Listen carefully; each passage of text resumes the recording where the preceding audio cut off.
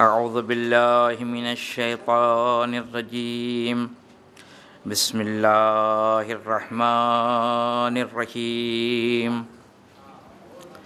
حسبنا اللہ ونعم الوکیل نعم المولا ونعم النصیر الحمد للہ الذی لم يتخذ صاحبۃ ولا ولدا ولم يكن له شريك في الملك ولم يكن له ولي من الذل وكبره تكبيرا الصلاة والسلام على سيدنا ومولانا بالقاسم محمد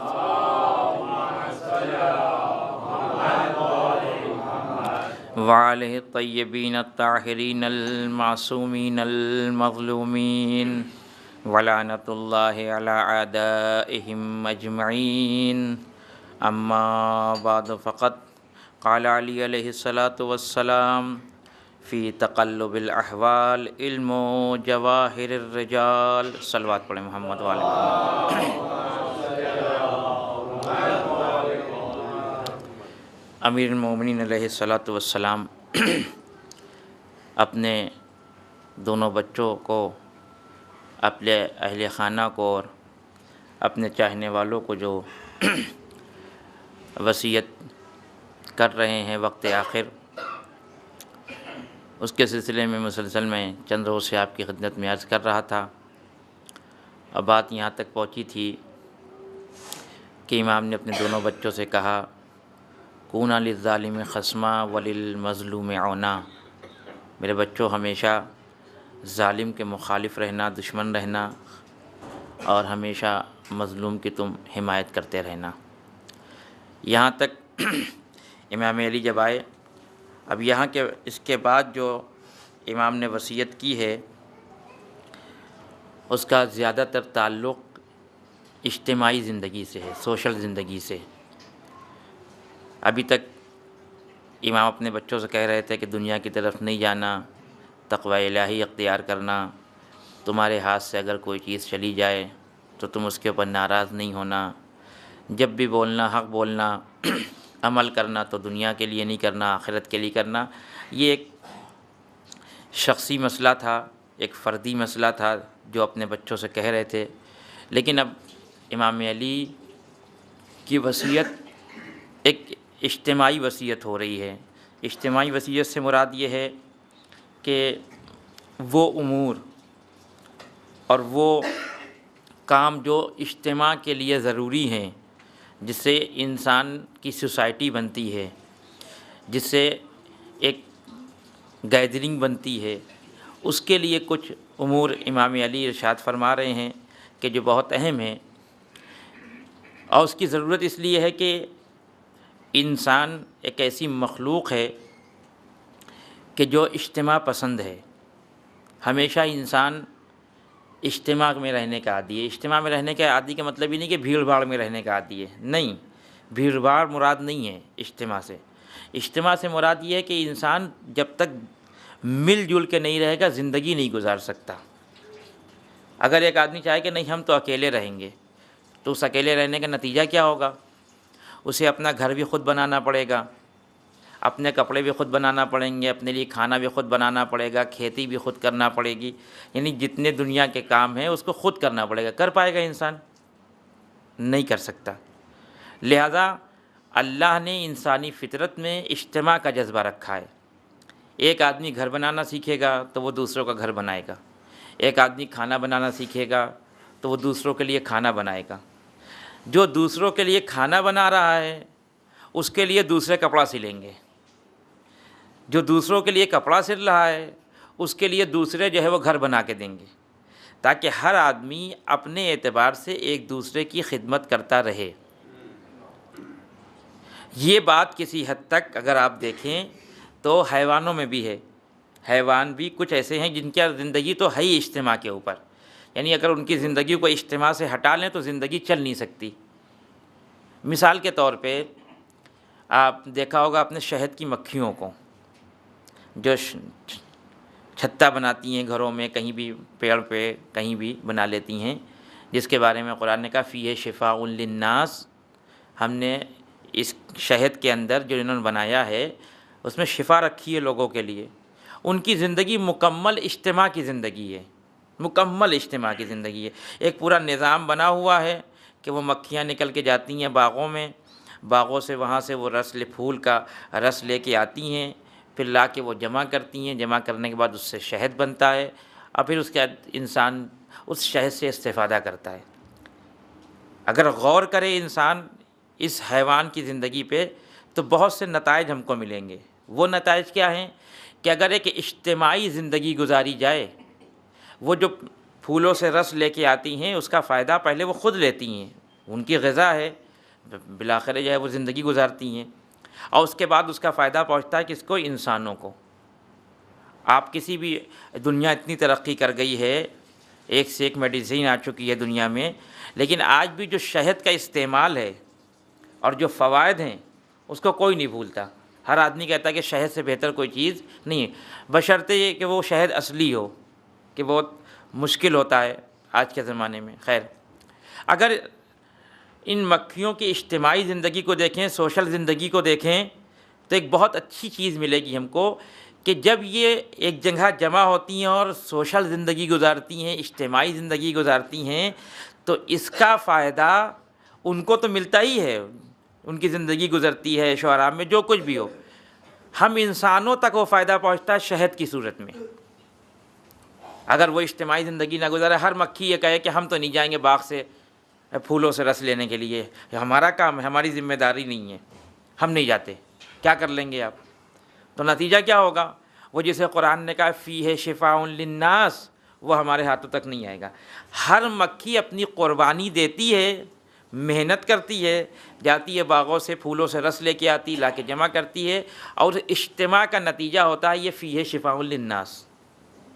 یہ سبق ہم کو ان حیوانوں سے لینا چاہیے کہ جو اپنی زندگی کو قربان کر کے اس کا فائدہ دوسری زندگی کو پہنچاتے ہیں، امین ہے گویا کہ۔ لہذا اللہ نے انسان کو ایک اجتماعی مخلوق بنایا ہے فطرت میں۔ دیکھیں، کچھ لوگ جن کو ہم سمجھتے ہیں کہ اجتماعی زندگی نہیں گزارتے، پہاڑوں پہ چلے جاتے ہیں، وہ بھی اجتماعی زندگی گزارتے ہیں، اس لیے کہ آداب تو اجتماعی ہیں، کھانا پینا، رہنا، سونا، کپڑے پہننا، یہ سب تو اجتماعی آداب ہیں۔ بعض لوگ ہوتے ہیں گھبراتے ہیں، یعنی اگر ایک دن کسی سے ملاقات نہ ہو تو وہ گھبرا جاتے ہیں، فوراً فون کرتے ہیں کہ بھئی آج کسی سے ملاقات نہیں ہوئی، آج ہم پریشان ہو گئے۔ کیوں؟ اسے کہ انسان اجتماعی طور پہ ہر کسی سے ملنے جلنے کا عادی ہوتا ہے، اکیلے زندگی نہیں گزار سکتا انسان۔ لہذا جب اکیلے زندگی نہیں گزار سکتا تو اس کا لازمہ یہ ہے کہ پھر جب اجتماعی زندگی ہوگی تو اس کے قانون ہوں گے، بغیر قانون کے زندگی نہیں ہو سکتی ہے۔ امام علی علیہ الصلوۃ والسلام اسی قانون کی طرف امام اسی قانون کی طرف ہم کو متوجہ کر رہے ہیں اپنی وصیت میں، اور یہاں سے خود امام کی عظمت معلوم ہوتی ہے کہ اس آخری مرحلے میں اجتماعی قانون بیان کیے جا رہے ہیں، لوگوں کی صلاح و بہبودی کے لیے قانون بیان کیے جا رہے ہیں، اپنے گھر والوں کے لیے نہیں کر رہے۔ مولا فرماتے ہیں اوصیکما بتقوی اللہ، پھر دونوں بیٹوں کو خطاب کر کے کہتے ہیں کہ میں تم دونوں کو تقوی الہی کی وصیت کرتا ہوں۔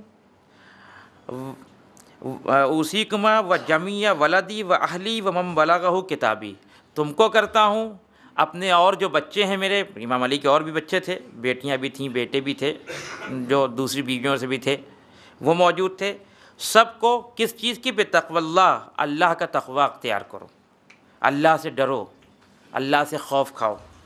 ونظم امرکم، اور اپنے کاموں میں نظم رکھو، ایک سسٹم ہونا چاہیے تمہارے پاس، بغیر سسٹم تمہاری زندگی نہیں گزرنا چاہیے۔ وصلاح ذات بینکم فانی سمعت جدکما صلی اللہ علیہ وآلہ وسلم یقول صلاح ذات البین افضل من عامۃ الصلاۃ والصیام۔ سادہ ترجمہ یہ ہے کہ اللہ کا تقوی اختیار کرو، اپنے کاموں میں نظم رکھو، اور لوگوں کے درمیان اصلاح پیدا کرو۔ اگر خدا نہ کرے دو مومن ایسے ہیں کہ جن کے درمیان آپس میں لڑائی ہے، نا اتفاقی ہے، سوء اتفاق پیدا ہو گیا ہے، تو اس سوء اتفاق کو ختم کرو، آپس میں ان کو ملاؤ۔ پھر فرماتے ہیں کہ اپنے دونوں بیٹوں سے کہ میں نے تمہارے جد سے سنا ہے کہ لوگوں کے درمیان دوستی پیدا کروانا، آشتی پیدا کروانا، ان کے جھگڑے کو ختم کرنا عام نماز روزوں سے بہتر ہے۔ یہ جو نماز روزہ ہم کرتے ہیں اس سے بہتر، یہ خود جملہ بتا رہا ہے کہ اسلام امور اجتماعی کو کتنی اہمیت دیتا ہے۔ اب میں ایک ایک جملے کی بہت جلدی تشریح کروں گا، کہ وہاں تک پہنچنا مشکل ہے، کہ پہلے تقوی الہی کی وصیت کی مولانا دوبارہ پلٹے جب سب کو، میں نے کہا بھی تھا کہ میں اس کے بارے میں تفصیل سے عرض کروں گا، لیکن موقع نہیں مل پائے۔ بس 2-3 جملے کہ تقوی کے حوالے سے، تقوی ہر آدمی کی زبان پہ ہوتا ہے، اور رمضان مبارک میں آپ جو روزے رکھ رہے ہیں اس کا فلسفہ ہی تقوی ہے، جو قرآن نے متوجہ کیا ہے صاحبان ایمان کو، یا ایھا الذین آمنوا کتب علیکم الصیام کما کتب علی الذین من قبلکم لعلکم تتقون، اے ایمان والو روزہ رکھو۔ اور یہ روزہ جو ہم تم سے کہہ رہے ہیں رکھنے کے لیے، ایسا نہیں خالی تم سے کہہ رہے ہیں، تم سے پہلے کی امتوں سے بھی کہہ چکے ہیں ہم، یہ یعنی خالی تمہارے اوپر یہ کوئی وزن لا کے نہیں رکھا ہم نے، اس سے پہلے تمہاری جو پرانی امتیں گزری ان سے ہم نے کہا ہے روزہ رکھنے کے لیے، لعلکم تتقون، شاید کہ تم متقی بن جاؤ۔ یعنی روزے کا فلسفہ، یعنی اگر کوئی آپ سے یہ پوچھے، ایک سوال یہ کوئی کرے کہ روزہ کیا ہے، تو آپ کہیں گے روزہ 9 چیزوں سے بچنے کا نام ہے، نماز صبح سے لے کے نماز مغرب تک۔ اگر آپ نے یہ 9 کام انجام نہیں دیے تو یہ روزہ ہے۔ یہ سوال کیا ہوگا جب کہا جائے گا روزہ کیا ہے، لیکن اگر یہ پوچھا جائے کہ روزہ کیوں ہے، تو یہ نہیں کہا جائے گا کہ روزہ یعنی 9 چیزوں سے بچنا۔ پھر روزہ کیوں ہو کے جواب میں کہا جائے گا روزہ لعلکم تتقون، یعنی روزہ اس لیے فرض کیا گیا ہے تاکہ آپ تقوی اختیار کریں، آپ متقی ہو جائیں، آپ کے اندر خدا کا خوف پیدا ہو جائے۔ اتفاق سے مشکل ہماری یہ ہے کہ ہم تقوی کے علاوہ ساری چیزیں سوچ لیتے ہیں روزے کے بارے میں۔ روزہ رکھنے سے پہلے کہ بلڈ پریشر نارمل ہو جائے گا، شوگر نارمل ہو جائے گی، ہماری صحت صحیح رہے گی، یہ دن بھر نہیں کھائیں گے، 15 گھنٹے نہیں کھائیں گے تو معدہ جو ہے ٹھیک سے کام کرے گا تو صحت ٹھیک ہو جائے گی۔ یہ سب چیزوں کا خیال رکھتے ہیں، وہ پھر ڈاکٹر کے پاس جاتے بھی ہیں، ڈاکٹر بھی بتاتا ہے کہ ہاں آپ روزہ رکھیے، اور خوش بھی ہو جاتے ہیں۔ دیکھیے اسلام نے کیسا قانون رکھا ہے ہمارے لیے کہ دوسرے بھی اعتراف کر رہے ہیں، ڈاکٹر نے کہا ہے کہ روزہ رکھیے تو آپ کی صحت ٹھیک ہو جائے گی۔ لیکن اگر ایک آدمی کی صحت خراب ہو گئی روزہ رکھنے سے تو کیا ہوگا؟ ایک آدمی کی شوگر بڑھ گئی، اس امر کی طرف ہماری توجہ نہیں ہوتی جس کو قرآن نے بیان کیا ہے۔ باقی سارے فوائد گنا لیتے ہیں، کتنے تو سیمینار کرتے ہیں اس بات پہ کہ روزے کا انسان کی صحت سے کیا تعلق ہے۔ پھر اس میں بڑے بڑے ڈاکٹروں کو بلایا جاتا ہے، وہ بتاتے ہیں کہ جب انسان روزہ رکھتا ہے تو انسان کا جسم صحیح طریقے سے کام کرتا ہے۔ سوال یہ ہے کہ روزہ کیا ہے؟ صبح کی نماز سے مغرب کی نماز تک وہ کام نہ کرنا جس سے روزہ ٹوٹ جاتا ہے۔ ایک غیر مسلم آئے اور بالکل مسلمان کی طرح سے صبح کی نماز سے لے کے مغرب کی نماز تک وہ کام نہ کرے جو مسلمان نہیں کرتا، وہ کام نہ کرے جو مسلمان نہیں کرتا، تو کیا اس کا روزہ ہو جائے گا؟ اس کی صحت بن جائے گی، اس کی شوگر کنٹرول میں آ جائے گی، لیکن روزہ کیوں نہیں ہوگا؟ اس لیے کہ وہ نیت نہیں کر سکتا۔ آپ 15 گھنٹے بھوکے پیاسے رہیں، ان چیزوں سے 9 کیا 18 چیزوں سے پرہیز کریں، لیکن آپ نے نیت اگر نہیں کی کہ میں روزہ رکھتا ہوں اللہ سے قربت حاصل کرنے کے لیے، تو روزہ نہیں ہے۔ اور اسی قربت کی وجہ سے تقوی پیدا ہوتا ہے۔ تقوی یعنی انسان خدا سے قریب ہو رہا ہے، جب قریب ہوگا، جب اس کی معرفت حاصل کرے گا، تب جا کر انسان کے اندر خوف پیدا ہوگا۔ خوف وہ والا خوف نہیں، دنیاوی خوف نہیں، کیونکہ خدا کوئی ایسا کوئی معاذ اللہ جسم تو ہے نہیں کہ جس کو دیکھ کے آدمی ڈر جائے، اس کی خشیت پیدا ہوگی۔ لہذا علماء کرام تقوی کے 3 مرحلے بیان کرتے ہیں۔ پہلا مرحلہ تقوی کا جو ہمارے اور آپ کے پاس ہے وہ یہ کہ حرام کاموں سے پرہیز کرتے ہیں ہم۔ جو چیزیں حرام ہیں شریعت میں، شریعت نے کہا یہ چیز حرام ہے، یہ چیز حرام ہے، ہم اس سے پرہیز کرتے ہیں۔ یہ ایک مرحلہ ہے تقوی کا، پہلا۔ دوسرا مرحلہ بیان کرتے ہیں علماء کہ حرام چیزوں سے پرہیز کرے انسان، اور جس چیز کے بارے میں شک ہو کہ شاید یہ حرام ہو، امکان ہے حرام ہونے کا، اس سے بھی پرہیز کرے انسان۔ یہ تقوی کا دوسرا مرحلہ ہے۔ اور تقوی کا تیسرا اور عالی مرتبہ، کہ اس سے کوئی عالی مرتبہ نہیں ہے، وہ یہ ہے کہ انسان حرام سے بھی پرہیز کرے، جس کے بارے میں شک و شبہ ہو اس سے بھی پرہیز کرے، اور ہر اس چیز سے پرہیز کرے جس کے بارے میں امکان ہے کہ خدا اس سے ناراض ہو جائے گا، چاہے وہ چیز حلال کیوں نہ ہو۔ بہت سی ایسی چیزیں ہیں حلال ہیں، لیکن انسان صرف اس لیے اگر چھوڑ دے کہ ہو سکتا ہے خدا اس سے ناراض ہو جائے، ہو سکتا ہے خدا کی مرضی نہ ہو۔ یہ تقوی کا اعلیٰ ترین مرحلہ ہے، اور جب انسان متقی بن جائے گا، وقایا سے ہے تقوی یعنی بچنا، ایسے کام کرنا کہ انسان خدا کے عذاب سے بچ جائے۔ اور جب انسان کے اندر تقوی پیدا ہو جائے گا، پھر قرآن نے ایک شرط لگائی ہے، وہی جو میں نے کہا کہ ایک غیر مسلم اگر یہ سارے کام کرے جو ہم کرتے بھی ہیں، بہت سے غیر مسلم آگے نماز پڑھتے ہیں، بہت سے غیر مسلم روزہ رکھتے ہیں، ایسے کام کرتے ہیں، میں خود بھی جانتا ہوں، لیکن اب اس سوال یہ پیدا ہو کہ ان کے اعمال قبول ہوں گے کہ نہیں ہوں گے؟ تو قرآن نے تو صاف طور پہ کہہ دیا انما یتقبل اللہ من المتقین، اعمال کو قبول کروانا ہے تو تقوی کے ساتھ لے کے آؤ، بغیر تقوی کے اگر آئے تم تو ہم تمہارے اعمال کو قبول نہیں کریں گے۔ وہ جو بزنس مین ہوتے ہیں وہ بہت زیادہ حساب و کتاب لگاتے ہیں، مثلا جسے روایات میں ہے کہ اگر آپ نے ایک گناہ کیا تو اس کے مقابلے میں پروردگار ایک آپ کو سزا دے دے گا، ایک گناہ کے مقابلے میں ایک سزا ہے، یہ اس کا کرم ہے۔ لیکن اگر آپ نے ایک نیکی کی تو اس ایک نیکی کے بدلے میں خدا ایک نیکی نہیں دیتا، کہتا ہے کہ ہم 10 نیکیاں دیتے ہیں، یہ قرآن ہے، اگر تم ایک نیکی کے ساتھ آؤ گے تو ہم تم کو 10 نیکیاں دیں گے، 10 حسنات دیں گے، 10 ثواب دیں گے۔ اب وہ جو لوگ تجارتی ذہن رکھتے ہیں وہ فوراً سوچتے ہیں کہ گناہ کریں گے تو 1 ہوگا اور ثواب کریں گے تو 10 ملے گا، تو اگر گناہ کے ذریعے ثواب کیا جائے تو پھر بھی 9 تو بچے گا ہی نا،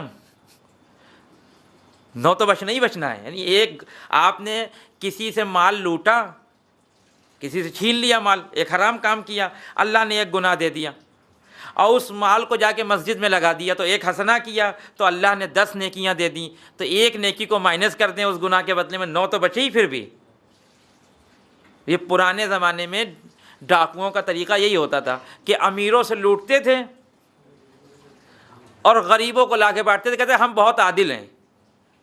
یہ تو اور بری چیز ہو گئی، فوراً آدمی حساب لگاتا کہ 9 تو پھر بھی بچ رہے ہیں، لیکن قرآن پڑھیں تو معلوم ہوگا کہ اس 9 کی کوئی اہمیت نہیں ہے، اس لیے کہ یہ جو پروردگار نے کہا ہے کہ ہم تمہاری ایک نیکی کے بدلے میں 10 حسنات دیں گے، وہ اس شرط کے ساتھ دیں گے کہ جو کام ہو رہا ہے وہ صحیح راستے سے ہو رہا ہو، غلط راستے سے نہیں۔ اسلام نے اصلاً اجازت نہیں دی ہے کہ آپ کسی کو نمازی بنائیں، ڈرا کے بنائیں، اصلاً اجازت نہیں دی اسلام نے، کہ منع ہے، آپ یہ کام نہیں کر سکتے خوف دلا کے۔ جیسے بعض موقع پہ لوگ اپنے بچوں کو مثلا پڑھنے کے لیے بھیجتے ہیں مدرسے میں، مثلا دوسرا آدمی سمجھاتا ہے کہ دیکھیے اگر آپ نے اپنے بچے کو مدرسے میں بھیج دیا اور وہ اچھا ذاکر بن گیا اور یورپ اور امریکہ جانے لگا، تب تو پھر آپ کی لاٹری کھل گئی۔ اتنی اس کو تشویق دلاتا ہے، اتنی لالچیں دلاتا ہے کہ واقعی میں اپنے بچوں کو بھیج دیتا ہے کہ جاؤ بھائی مدرسے میں پڑھو، ایک دن ذاکر بن جاؤ گے، چلے جاؤ گے، تبلیغ کرو گے، اور نہیں بن پایا تو وہ باپ کے اوپر بھی بوجھ ہے اور دوسروں کے اوپر بھی بوجھ ہے۔ لہذا اسلام نے منع کیا ہے کہ یہ کام نہیں کریں، آپ کو مسلمان بنانا ہے، آپ کو نیک کام کرنا ہے، آپ صحیح طریقے سے کریں، صحیح راستے سے کریں، غلط راستے سے نہیں کر سکتے آپ۔ یہ سیرت بھی ہے رسول اکرم کی، رسول کی زندگی کو اٹھا کے دیکھیں آپ تو رسول اکرم نے کبھی کسی کو ڈرایا یا دھمکایا نہیں مسلمان بنانے کے لیے، حالانکہ بہت آسانی سے یہ کام کر سکتے تھے رسول اکرم، جو ہم اور آپ کرتے ہیں۔ ایک آدمی مجلس کر رہا ہے اپنے گھر میں، ہر سال مجلس کرتا ہے، اس سال اس کے پاس پیسہ نہیں ہے، مجلس نہیں کر پایا، اب 4 لوگ آ کے اس کو ڈراتے ہیں، اچھا اب کی آپ نے اپنے گھر میں امام حسین کی مجلس نہیں کی، دیکھیے کچھ نہ کچھ ہو جائے گا، دیکھیے کچھ ہونے والا ہے، آپ نے مجلس نہیں کی، یعنی یہ دیکھیے ڈرا رہے ہیں، یہ معرفت نہیں پیدا کروا رہے ہیں۔ وہ بیچارہ پھر ڈر کے کہ کہیں ایسا نہ ہو کہ میرے گھر میں کوئی مصیبت آ جائے، کوئی مشکل آ جائے، جا کے کسی سے قرض لیتا ہے، پھر لا کے مجلس کرتا ہے۔ رسول نے منع کیا، خبردار، اجتماعی کاموں میں سوشل کام جب آپ کر رہے ہیں تو وہاں ڈرائیے نہیں آپ کسی کو، خوف اس طرح کا نہیں ہو، خود رسول کی زندگی کا واقعہ ہے۔ رسول کو جب حکم ملا کہ آپ تبلیغ دین شروع کریے بعثت کے بعد، اور رسول تبلیغ دین کر رہے ہیں اور کہہ رہے ہیں کہ یہ 365 خدا باطل ہیں، ایک خدا کی عبادت کرو، اور رسول کے اوپر طرح طرح کے الزامات لگائے گئے، وہ سب آپ جانتے ہیں۔ ایک دن رسول اکرم ایک سڑک سے گزر رہے تھے، کیا دیکھا کہ ایک ضعیف عورت ہے جو لکڑی کا بوجھ اٹھا رہی ہے، کہیں سے جنگل سے کاٹ کے لائی ہے لکڑی اور بوجھ اٹھا کے لے جانا چاہ رہی ہے گھر، لیکن بوجھ اتنا وزنی ہے کہ اس سے اٹھ نہیں پا رہا ہے۔ رسول نے دیکھا، رسول کو ترس آ گیا اس کے اوپر، آئے اس سے کہا کہ اگر اے ضعیفہ اگر تو اجازت دے تو میں تیرے اس بوجھ کو تیرے گھر تک پہنچا دوں۔ تو اس ضعیفہ نے کہا کہ ظاہر ہے کہ ایسے موقع پہ کوئی مل جائے مدد کرنے والا تو کون منع کرے گا۔ اس نے کہا اگر پہنچا دو تو بہت اچھا ہے۔ اب رسول اکرم نے اس ضعیفہ کا بوجھ اپنے سر پہ رکھا، اور سر پہ رکھنے کے بعد اس کے گھر تک گئے۔ راستے میں وہ ضعیفہ بات کرنے لگی رسول اکرم سے کہ سنا ہے کہ محمد نام کا ایک شخص آیا ہے، اب وہ لوگوں کو گمراہ کر رہا ہے، اس کو لوگ جادوگر کہتے ہیں، اس کو مجنون کہتے ہیں، وہ کہتا ہے ایک خدا ہے، یہ 365 برے ہیں۔ رسول سننا کچھ کہہ نہیں رہے۔ پہلے ہی میں نے کہا کہ جس کی طرف جو اللہ کا نمائندہ بن کے آتا ہے بہت تحمل ہوتا ہے، اس کے اندر بہت حلم ہوتا ہے۔ ابھی ہم کسی کا بوجھ اٹھا لیں اور ہمارے بارے میں کوئی یہ کہنے لگے کہ سنا ہے کہ مولانا آئے زیب پیلس میں اور ان کو پڑھنا نہیں آتا اور غلط سلط پڑھ رہے ہیں، تو وہیں پہ بوجھ پھینک دیں گے اٹھا کے، کہیں گے یہ لو اور جاؤ، ایک تو ہم تمہاری مدد کر رہے ہیں، اس پر تم ہمارے خلاف بول رہی۔ رسول کچھ نہیں بولے اور چپ چاپ۔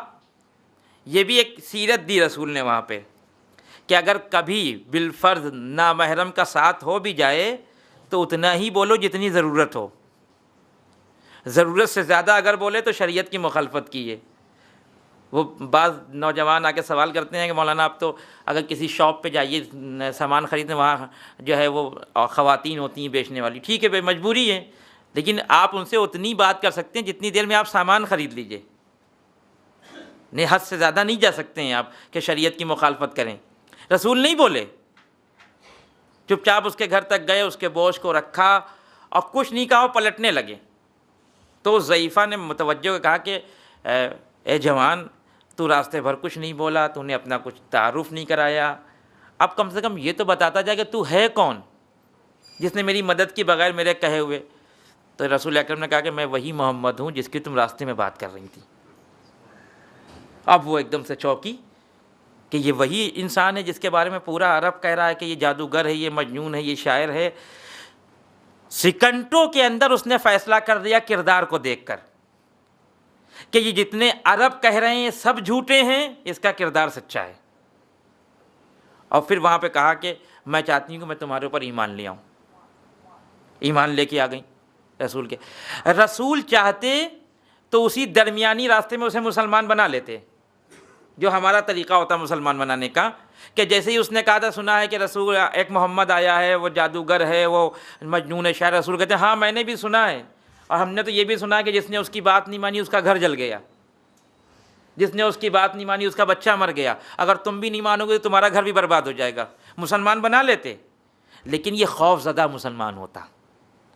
رسول کو خوف زدہ مسلمان نہیں چاہیے، مطمئن مسلمان ہو تاکہ وہ اسلام کی عزت بن سکے، اسلام کے لیے ذلت نہ بن سکے، جو کل میں نے عرض کیا کہ ابھی مسلمان جو خوف زدہ مسلمان ہیں۔ مرحوم ایک کتاب ہے پاکستان اور ہندوستان کے تقسیمات پہ لکھی گئی ہے، جب اس وقت تقسیم ہوئی ہے پاکستان ہندوستان کی، تو مسلمان یہاں سے پاکستان جا رہے تھے اور پاکستان کے جو ہندو تھے وہ یہاں آ رہے تھے، اور دونوں طرف سے قتل و غارت ہو رہی تھی۔ نسیم حجازی کی کتاب ہے، خاک و خون، ایک ناول ہے وہ، لیکن اس کو لکھنے کا طریقہ بہت اچھا ہے، وہ اگر کبھی ملے تو پڑھیں تو حالات معلوم ہوں گے۔ تو ادھر سے مسلمان جا رہے تھے، تو جو راستے تھے سکھوں کے اور ہندوؤں کے وہ مسلمانوں کو پکڑ کے مار رہے تھے، اور ادھر سے جب ہندو آتے تھے تو مسلمانوں کا جو راستہ تھا وہ پکڑ کے مارتے تھے۔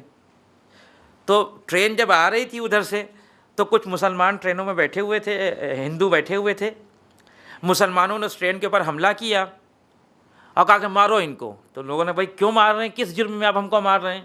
کہا اس لیے کہ آپ مسلمان نہیں ہیں۔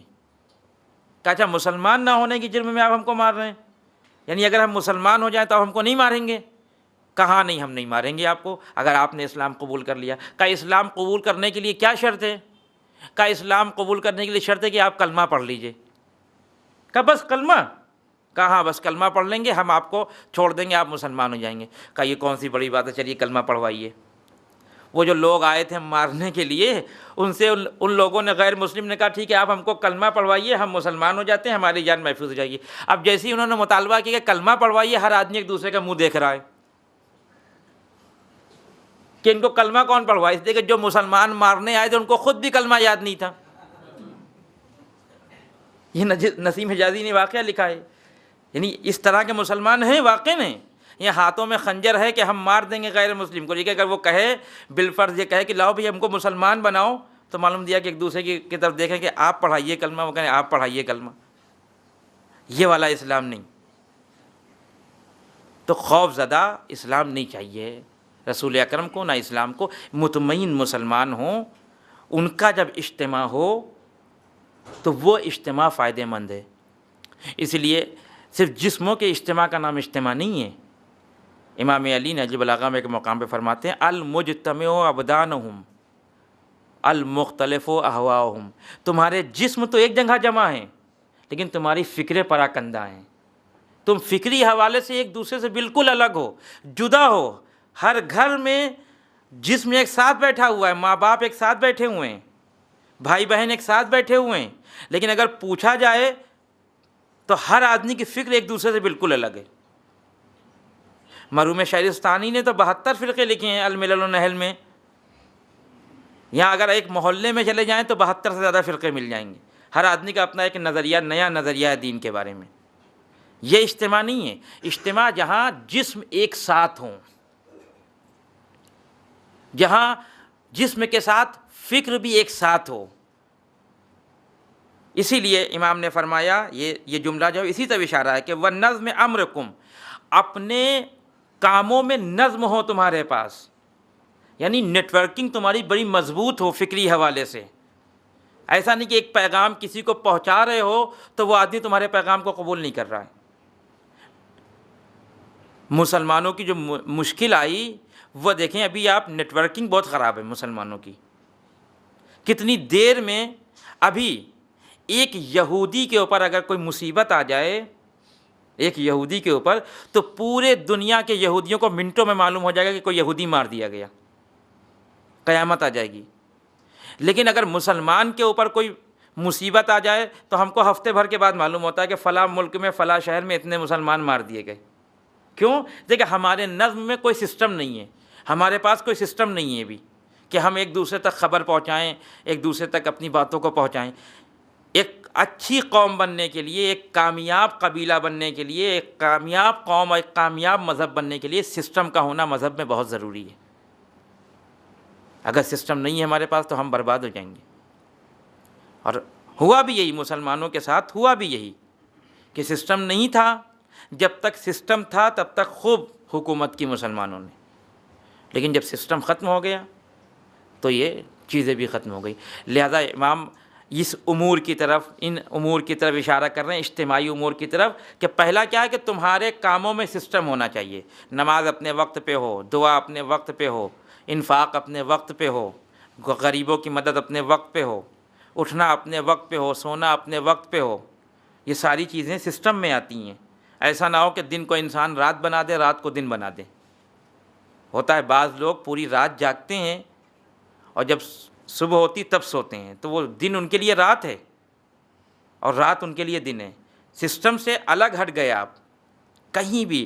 وہ دیکھا ہوگا آپ نے کہ جب وہ چرواہا اپنی بکریوں کو لے کے جاتا ہے، 50، 100، 1000، 2000 لے کے جاتا ہے، تو کیا ہوتا ہے، سب ایک ساتھ چلتی ہیں، کوشش ہوتی ہے سب ایک ساتھ چلیں۔ جو بکری یا جو جانور اس اجتماع سے الگ ہو جاتا ہے اس کو بچانے والا کوئی نہیں ہوتا ہے۔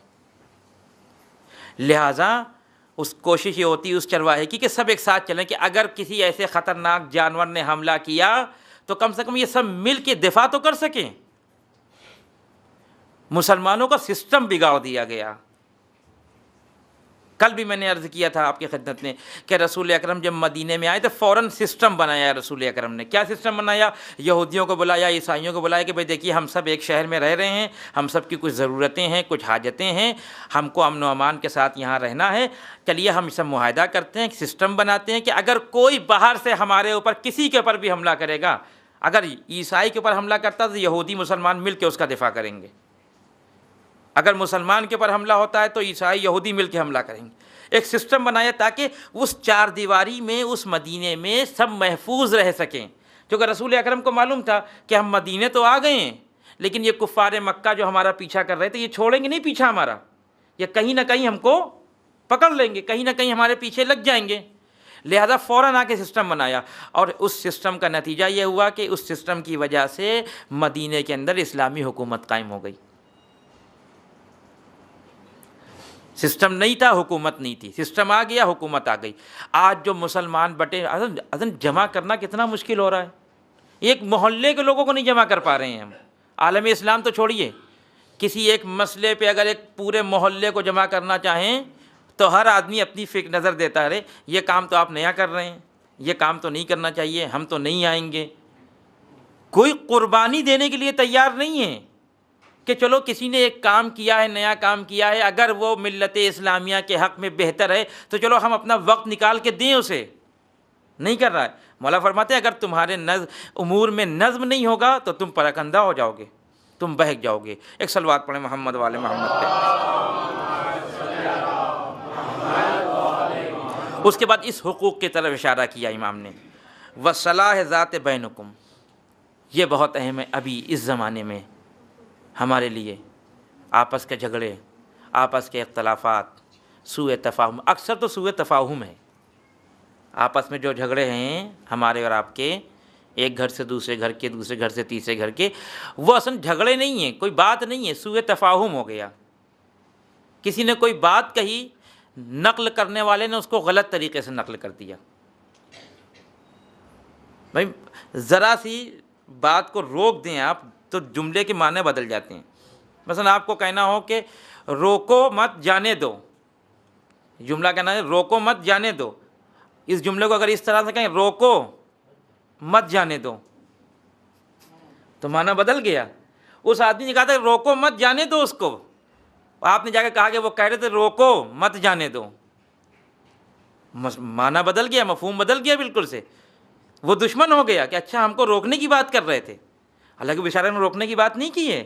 سوء تفاہم، بہت زیادہ افواہیں، سوء تفاہم منع کیا اسلام نے کہ جس حد تک ہو سکے مسلمان کے عمل کی تم اصلاح کرو اور اس سے خوش فہمی رکھو. اگر وہ ایک کام کر رہا ہے تو سوچو کہ نہیں یہ ہمارے حق میں کر رہا ہے، یہ مسلمان کے حق، مگر جب تک یقین نہ پیدا ہو جائے کہ وہ کوئی غلط کام کر رہا ہے. دیکھیے یہاں تک کہا گیا کہ اگر مثال کے طور پر ایک آدمی ایک گلاس میں ایک پانی پی رہا ہے، وہ شراب کی شکل کا ہے، تو آپ یہ نہیں کہہ سکتے شراب ہے وہ. آپ توجیہ کریں نہیں یہ شراب نہیں، یہ کولڈ ڈرنک ہے، یہ سافٹ ڈرنک ہے مثلا. اگر ہر آدمی کے اندر یہ جذبہ پیدا ہو جائے کہ دوسرے کے عمل کو خوش فہمی سے دیکھے تو اصل فساد نہیں پیدا ہوگا. اسی لیے پھر امام علی فرماتے ہیں کہ یہ کام اصلاح ذات بینکم، لوگوں کے درمیان اصلاح پیدا کرنا، یہ تمہارے نماز اور روزوں سے بہتر ہے. اس لیے کہ تم نماز روزہ پڑھ کر کے کیا کر لو گے؟ اپنی اصلاح کر لو گے، بہت بڑی بات ہو جائے گی، جنت میں چلے جاؤ گے. لیکن جنت میں جا کے کیا کرو گے؟ اکیلے رہو گے تو وہاں وحشت کا شکار ہوگا انسان کہ اب کیا کریں، اپنے یہاں بیٹھے ہیں، کوئی بات کرنے والا نہیں ہے. لہذا سب کی اصلاح کر کے جانا ہے. سورہ حمد آپ نماز میں پڑھتے ہیں، خدا سے باتیں کرتے ہیں، لیکن جب ہدایت کا مسئلہ آتا ہے تو کیا کہتے ہیں؟ جب تک ہدایت کا مسئلہ نہیں ہے، تو رحمان الرحیم ہے، تو قیامت کا مالک ہے، ہم تجھ سے مدد چاہتے ہیں. لیکن جیسے ہی ہدایت کا مسئلہ آتا ہے کیا کہتے ہیں؟ اہدنا الصراط المستقیم، پروردگار ہم سب کی ہدایت کر. یہ ہم سب کی ہدایت کیوں کر؟ آپ نماز پڑھ رہے ہیں، آپ ہدایت مانگیے کہ پروردگار میری ہدایت کر. یہ ہے اسلام کا فلسفہ کہ خود اچھے بن جانا کمال نہیں ہے، لوگوں کو اپنے ساتھ اچھا بنانا کمال ہے. ہم نماز چپکے سے پڑھ لیں، باقی سب سوتے رہیں، یہ تو کوئی کمال نہیں ہے. اسلام کہتا ہے تم اچھے بنو اور اپنے ساتھ دوسروں کو بھی اچھے بناؤ تاکہ ایک صالح معاشرہ وجود میں آئے۔ اگر صالح معاشرہ وجود میں، آپ بہت بڑے نمازی ہیں، آپ کا بچہ بہت بڑا نمازی ہے، لیکن پورا معاشرہ بے نمازی ہے، تو کبھی نہ کوئی تو خطرہ پیدا ہوتا ہے گمراہ ہونے کا، یہ نہیں خطرہ ہے۔ لہذا امام علی فرماتے ہیں کہ اگر تم دیکھو کہ آپس میں لڑائی جھگڑا ہو رہا ہے تو اس کو کسی طرح سے ختم کرو، اس کا ثواب ہے۔ قرآن نے بار بار تاکید کی ہے، انما المؤمنون اخوہ فاصلحوا بین اخویکم، یہ مومنین تمہارے آپس میں بھائی ہیں، ان کے درمیان اگر کوئی اختلاف ہوتا ہے تو ان میں اصلاح کرو، ان کو بتاؤ، ان کی غلط فہمیوں کو دور کرو۔ یہ ایک اجتماعی حقوق ہے ہر آدمی کے اوپر، اگر ان حقوق کو ادا نہ کیا جائے تو واقعاً جو شکار ہیں مسلمان جس اختلاف کا اور جس تفرقہ کا، وہ اسی وجہ سے ہے کہ ایک دوسرے کے سوء تفاہم کو دور نہیں کرنا چاہتے ہیں۔ جبکہ اگر آپ ائمہ کی زندگی کو اٹھا کے دیکھیں تو اتنا حقوق کا خیال رکھا ہے ائمہ نے، اور اسی حقوق کے خیال رکھنے کی وجہ سے لوگ مسلمان ہوئے ہیں۔ وہ جو الزام لگتا ہے اسلام کے اوپر کہ تلوار سے پھیلا، کہاں تلوار سے پھیلا اسلام؟ ائمہ نے نہیں پھیلایا تلوار سے۔ ائمہ کے بعد جب حکومتیں بدلیں اور جب حاکم آئے تخت اسلام پہ تو انہوں نے اسلام کو پھیلایا تلوار کے ذریعے، ورنہ ائمہ نے کبھی نہیں پھیلایا۔ کوئی ایک مورد بتا دے کہ جب امام نے کسی کی گردن پہ یا رسول اللہ نے کسی کی گردن پہ تلوار رکھ کے کہا ہو کہ چلو کلمہ پڑھو۔ ہمیشہ اپنے کردار کو پیش کیا، اور ایسے اسٹرانگ کردار تھا ان کا کہ خود بخود انسان چلا آیا۔ ابھی تو ہمارے ساتھ مشکل یہ ہے کہ غیر مسلم کو مسلمان بنانا کا خیال ہی چھوڑ دیجیے آپ، وہ تو بہت مشکل کام ہو گیا ہمارے لیے۔ ابھی تو مشکل یہ ہے کہ جو مسلمان ہیں ان کو مسلمان باقی رکھیں، جو مومن ہیں ان کو مومن باقی رکھیں، وہ دوسروں کو مسلمان بنانا تو بہت دور کی بات ہے۔ کیوں؟ اس لیے کہ ہم ائمہ کی سیرت سے بہت دور آ گئے ہیں، دوسروں کے حقوق کو ادا نہیں کرتے۔ امام علی ایک عیسائی کے ساتھ سفر کر رہے ہیں، امام علی کو مدینے جانا ہے، اس کو کہیں اور جانا ہے، ساتھ میں سفر کرتے رہے، باتیں ہوتی رہیں، کیونکہ اسلام نے مسافر کا بھی حق بیان کیا ہے کہ اگر کوئی کچھ دیر کے لیے تمہارے ساتھ ہو جائے تو اس کے کچھ حقوق آ جاتے ہیں تمہارے اوپر، کچھ رعایت کرنا ہے تمہیں اس کے ساتھ۔ امام علی اس عیسائی کے ساتھ ہیں، عیسائی دشمن ہیں اسلام کے، اور باتیں ہو رہی ہیں حالات زمانہ کے اوپر۔ پوچھا اس عیسائی نے امام علی سے، جانتا نہیں تھا کہ یہ کون ہے، کہاں جانا ہے، انہوں نے کہا مجھے مدینہ جانا ہے۔ خیر دونوں آدمی ساتھ ساتھ، جب مدینے جو وہ راستہ آیا کہ جہاں سے مدینے کا راستہ جدا ہوتا ہے، اس عیسائی کا راستہ جدا ہوتا ہے، عیسائی اپنے راستے جانے لگا تو امام علی بھی اس کے پیچھے پیچھے چلنے لگے۔ تو اس نے پلٹ کہا کہ مگر آپ نے نہیں کہا تھا کہ آپ مدینے جائیں گے، کہ آپ کا ارادہ ملتوی ہو گیا ہے؟ کہا نہیں، ارادہ تو ملتوی نہیں ہوا ہے۔ تو کہا پھر آپ میرے پیچھے کیوں آ رہے ہیں؟ یہ راستہ تو مدینے نہیں جاتا۔ کہا مجھے معلوم ہے یہ راستہ مدینے نہیں جاتا، لیکن ہمارے مذہب کا قانون یہ ہے کہ اگر کوئی مسافر راستے میں تمہارے ساتھ مل جائے تو اس مسافر کا حق یہ ہے کہ کچھ دور جا کے اسے رخصت کرو۔ کتنی دیر کا ساتھ ہے؟ 2 4 10 گھنٹے کا۔ اس بات سے اتنا متاثر ہوا وہ عیسائی کا، جس مذہب میں غیروں کے حقوق کا اتنا خیال رکھا جا رہا ہو، وہ کتنا اچھا مذہب ہوگا۔ پھر وہ ایمان لے آیا، اور امام علی نے بتایا بھی نہیں کہ میں کون ہوں۔ اس کو لے کے جب مدینے آئے، جب مدینے پہنچے، جب لوگوں نے ملنا شروع کیا، تب اس کو معلوم ہوا کہ یہ تو رسول کے وصی ہیں۔ ہم رعایت کرتے ہیں اس بات کی، یعنی آپ کچھ ایسی چیزیں ہیں کہ دیکھ کے واقعاً تعجب ہوتا ہے۔ ایران آپ آئیں، جیسے یہاں مجلس ہے، لوگ بیٹھے ہوئے، ایک آدمی آیا، پیچھے جگہ نہیں ہے، وہ جب آگے آ کے کسی کے بیٹھے گا تو پہلے پیچھے مڑے گا، اس سے پہلے معذرت کرے گا، معاف کریے میں آپ کے آگے آ کے بیٹھ گیا۔ یہ شروع میں ہم لوگوں کے ساتھ بہت مشکل پیش آتی۔ جب 3 4 سال کے بعد ایران سے واپس آئے تھے تو ظاہر کہ اس کلچر میں ڈھل گئے تھے۔ وہاں مثلا اگر آپ بھیڑ میں جا رہے ہیں اور کسی سے آپ کا ہاتھ ٹکرا گیا تو پلٹ کے آپ کہیں گے معاف کریے، سوری۔ یہاں تو یہ سب رواج ہی نہیں ہے۔ شروع میں جب آئے تو یہاں ہی ہم لوگوں کے ساتھ ہوتا تھا کہ مثلا پلٹ کے کہا کہ ارے سوری، تو وہ گھور کے دیکھ رہا ہے کہ کس دنیا کا آدمی آ گیا، یہ لگتا ہے اس دنیا میں نہیں رہتا ہے یہ۔ لیکن اسلام نے ان چھوٹے چھوٹے حقوق کی رعایت کی ہے۔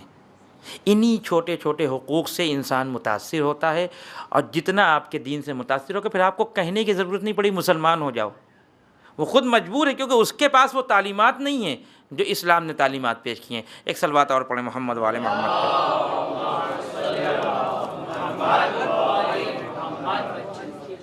اس کے بعد